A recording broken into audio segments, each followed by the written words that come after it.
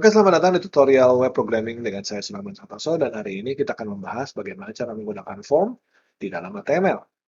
Tentunya kalau kita ingin membuat sebuah website yang interaktif, tentunya kita akan memerlukan input dari user. Nah, input dari user itu bisa berupa berbagai macam hal.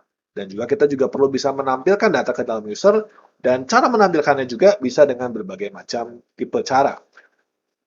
Nah, form tag dan teman-temannya itu dibuat untuk membantu kita melakukan hal itu. Jadi menerima input dan juga menghasilkan sebuah output, begitu ya. Nah, di sini kita punya banyak sekali field yang kita punya banyak sekali tag yang akan kita bahas, tapi jangan khawatir, mudah-mudah kok karena kalian sudah punya dasarnya dari kemarin. Oke, tag yang utama adalah form. Jadi seperti table, tag-tag lain yang kita bahas hari ini biasanya berada di bawah tag utama, yaitu tag utamanya form. Jadi kalau kemarin tr dan td, th itu semuanya di dalam sebuah table, maka sekarang semua tag yang kita bahas hari ini biasanya terletak di dalam sebuah tag form. Bisa enggak? Bisa aja enggak. Tapi kasusnya mungkin tidak sesering dengan menggunakannya di dalam form. Nah, form itu punya beberapa atribut. Di sini kita akan punya atribut action dan method dan juga target. Nah, target di sini akan sama dengan target yang kita bahas ketika kita bahas hyperlink. Tapi nanti action-nya adalah ke arah mana kita mau kirimnya. Kalau mungkin kita anggapnya sebagai href-nya lah, itu action. Nah, tapi di sini kita punya ada dua jenis metode, yaitu ada metode get dan ada metode post. Kita akan bahas lebih lanjut apa itu get dan post nanti ketika kita bahas mengenai PHP dasar. Tapi untuk saat ini terima saja bahwa ada dua jenis metode kirim, yaitu get dan post, di mana post itu akan mengirim datanya lebih tersembunyi dibanding get. Jadi kalau get itu nanti datanya akan terkirim beserta dengan URL kita. Jadi kalau misalkan ada a.php atau a.html, nanti ada tanda tanya dan ada datanya di situ. Tapi kalau untuk post nggak ada. Gitu. Lebih jelasnya lagi nanti kita akan bahas lebih lanjut. Jadi kita akan mulai dengan sebuah form tag, form begitu ya. Di sini actionnya kemana? Kita akan contoh, misalkan contohnya example.html. Okay. Kita bisa buat metodenya di sini. Metodenya bisa get, bisa post. Kita akan kasih get. Okay. Dan kita punya di sini selain action, selain method, ada target juga. Targetnya bisa kita bikin blank. Jadi supaya kita pindah ke sebelah ya, kalau kita klik. Nah, kalau kita punya form text seperti ini, tidak ada tampilan apapun di layar kita. Layar kita atau HTML kita tetap saja akan jadi ya, kosong seperti ini. Nah, kita perlu menambahkan kendali-kendali lain, tag-tag lain supaya kita bisa menghasilkan sesuatu di sini. Tag yang pertama yang kita akan gunakan adalah tag yang namanya input. Nah, di sini tag input ini akan punya banyak sekali tipenya, tapi dia di sini kita akan bahas secara umum dia punya beberapa atribut: align, left, right, top, bottom, middle, alt seperti alt di dalam image, ya. Ada check, ada disabled, ada name, ada mask length, size, value, read only, dan src sebagainya. Nah, kita akan bahas satu persatu untuk dan contohnya aja deh ya, langsung contoh aja. Nah, di sini ada beberapa input type jenisnya, ada button, ada checkbox, ada file, ada hidden, ada image, ada password, ada radio, ada reset, ada submit, ada text. Nah, gampangnya tag input ini adalah buat menerima input dari user. Kalau inputnya mau berupa klik, berarti kita pakainya button. Password berarti kita punya input yang menerima password. Kalau text berarti input yang menerima text dan selanjutnya. Oke. Contoh, untuk text box, untuk kita menerima sebuah teks, maka kita bisa ambil dari input type text, seperti itu. Jadi kalau kita buat input type text, maka kita akan menerima sebuah teks. Jadi contohnya kalau di sini kita pengen membuat sebuah input type text dengan emet, kita bisa tulis input, ketik dua teks, ya, tap saja, emet teks satu, misalkan. Nah, kita bisa kasih di sini depannya, misalkan input, dua. Maka sekarang kalau kita lihat, di dalam HTML kita akan punya sebuah teks seperti ini. Ya, bisa kita ketik tentunya. Nah, gimana cara ngambilnya nanti input dari sini dan kita olah itu belakangan. Sekarang yang penting kita bikin tampilannya dulu. Di dalam teks kita punya max length. Jadi kalau kita pengen batasi panjangnya daripada teksnya itu, kita bisa kasih max length-nya. Sehingga max length-nya 20. Kita anggap aja max length yang kita pengen itu 5. Misalkan di sini, saya akan habis itu ID-nya. Max length-nya misalkan jadi 5. Kalau kita pasang max length-nya 5, maka sekarang saya nggak bisa ketik lebih daripada 5 karakter. Kita juga punya input type password. Input type password ini akan secara otomatis tidak menampilkan apapun yang Anda ketik. Jadi kalau misalkan di sini saya akan pasang lagi, di sini misalkan kita pasang sebuah HR, kita misalkan saya pasang BR aja ya, BR.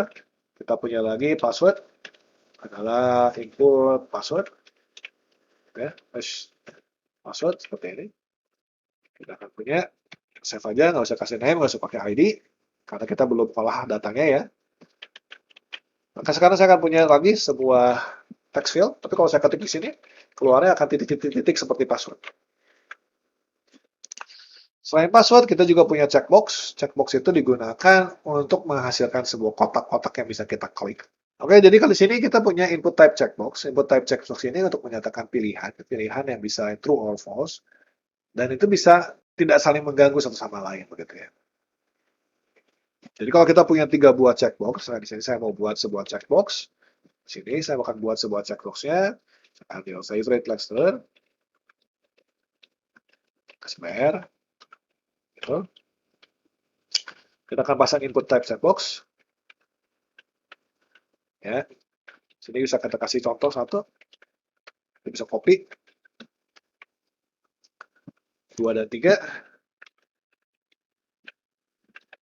Hasilnya, kita punya 3 buah checkbox yang tidak akan saling mempengaruhi satu sama lain. Karena memang checkbox itu tujuannya adalah untuk bisa multiple pilihan gitu ya. Nah, selain checkbox, kita juga punya sebuah radio box. Nah, radio box ini kita bisa pilih satu saja dari antara 3 pilihan.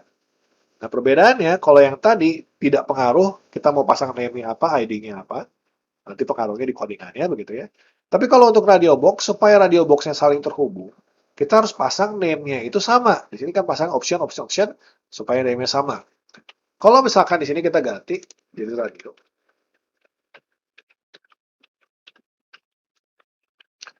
Radio button yang masing-masing bisa diklik.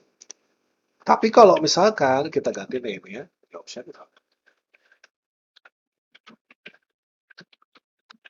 maka sekarang saya hanya punya satu saja yang bisa diklik. Kita juga punya input type file untuk mengupload file. Jadi kita bisa pasang di sini input file. Kalau input file ini kita akan menghasilkan buat nge-browse file ya. Kita bisa punya button. Button itu namanya input type button. Di sini karena ada namanya apa, value-nya apa, dan ada on click-nya nanti. Nah, on click-nya ini kita akan bahas nanti ketika kita bahas JavaScript. Jadi di sini paling penting adalah untuk membedakan satu buah tag input dengan tag yang lainnya di dalam sebuah form, maka kita perlu sebuah name. Makanya di sini selalu ada name. Jadi baiknya kita selalu membedakan namanya sesuai dengan nama dia pengen isinya apa gitu. Jadi kalau password biasanya kita isi nanti password. Name ini akan kita pakai untuk mengambil data di dalam input type itu. Jadi name ini nanti akan yang kita pakai untuk mengambil datanya. Tapi itu nanti aja, sekarang kita akan bahas gimana cara bikinnya dulu. Ya, ada beberapa tipe button yang spesial, yaitu adalah submit button dan ada reset button. Submit button itu kalau ditekan, maka si formnya akan ke action. Jadi kalau kita bikin sebuah submit button, submit begitu, value-nya kirim. Maka kalau kita klik input type ini, si form ini beserta dengan isi-isinya ini akan terkirim ke dalam example.html. Kita coba ya. Sini ada kirim form, saya kirim. Maka di sini Anda bisa lihat kita sudah pindah ke halaman berikutnya walaupun tidak ada ya. Dan Anda bisa lihat URL-nya di sini ada tag 1 sama dengan 1 2 3 4, password sama dengan option sama dengan on gitu ya. Nah, ini adalah data yang kita kirimkan kalau kita menggunakan metode get gitu ya. Kalau misalkan kita ganti metode jadi post, ini sudah ada, kalian kirim, tidak akan keluar apapun di sampingnya. Nah, itu perbedaan pertama, tapi perbedaan lanjutannya nanti kita bahas kalau kita sudah bahas ke PHP dasar. Kita juga punya namanya input type hidden, tapi input type hidden ini adalah untuk menyimpan nilai yang tidak terlihat oleh user biasa, gitu ya. Biasanya digunakan untuk perpindahan data, gitu ya. Kita bisa pakai input type hidden, isinya apa, tapi input type ini tidak akan kelihatan oleh user normal, gitu ya. Kecuali kalau Anda bisa review source yang bisa kelihatan. Gitu.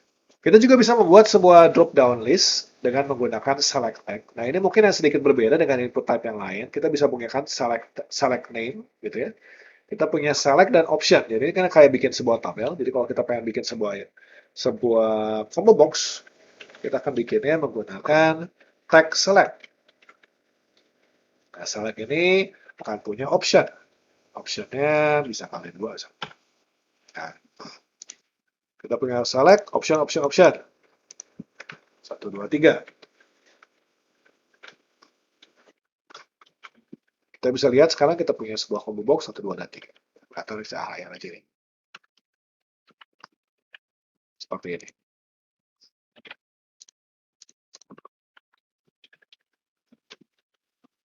Satu, dua, dan 3. Select tag juga punya beberapa atribut.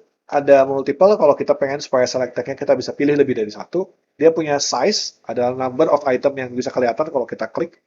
Ada name-nya, itu adalah untuk identifier-nya, supaya dia tahu, supaya nanti kalau kita panggil, kita tahu namanya siapa. Kita juga bisa punya option group di dalam select. Jadi kalau kita pengen group antara select-nya. Nah, kita juga punya yang namanya text area. Text area ini adalah kalau misalkan kita punya input yang lebih dari satu baris saja, kita bisa bikin text area. Contohnya di sini ada rows dan calls-nya. Kita akan bikin text area di bawah sini. Kita kasih HR lagi. Text area. Nah, kita bikin aja. Di sini udah langsung dibikinin oleh Visual Studio Code. Calls-nya 30, row-nya 10. Kita coba aja ya. Nah, di sini kita punya text area yang bisa kita ketik bebas.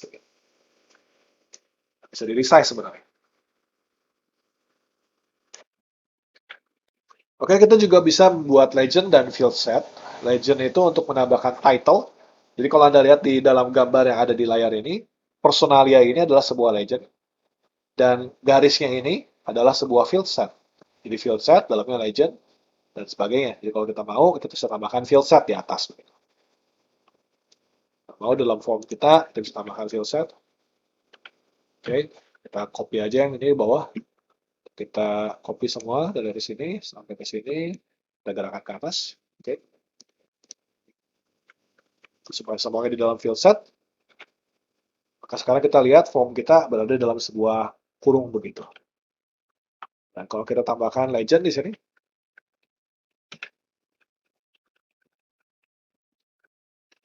saya begitu, kita punya judul daripada form saya. Oke, sekian tentang bagaimana kita bisa membuat form di dalam HTML. Kita akan berjumpa lagi di video berikutnya.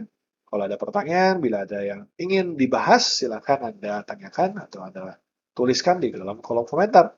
Terima kasih banyak.